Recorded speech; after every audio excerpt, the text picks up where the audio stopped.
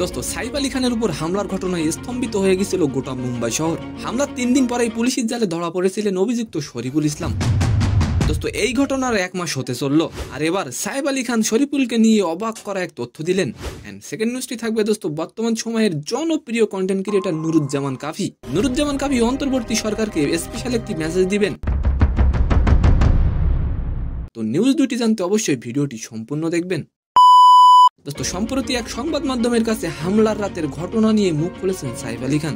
নিজের নিরাপত্তায় বাড়িতে অস্ত্র রাখবেন কিনা তা নিয়েও কথা বলেছেন তিনি। দোস্ত এক সময় বাড়িতে বন্দুক রাখতেন সাইফ আলী খান, তবে সন্তানদের কথা ভেবে এখন আর বাড়িতে তিনি বন্দুক রাখেন না।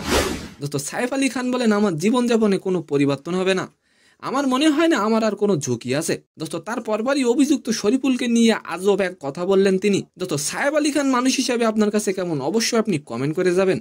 অভিযুক্ত শরীফুলকে নিয়ে সাইফ বলেন, এটা একটি ডাকাতির ঘটনা ছিল মাত্র, আমার চেয়ে বরং ওই গরিব মানুষটার শরীফুল ইসলামের জীবনটা নষ্ট হয়ে গেল।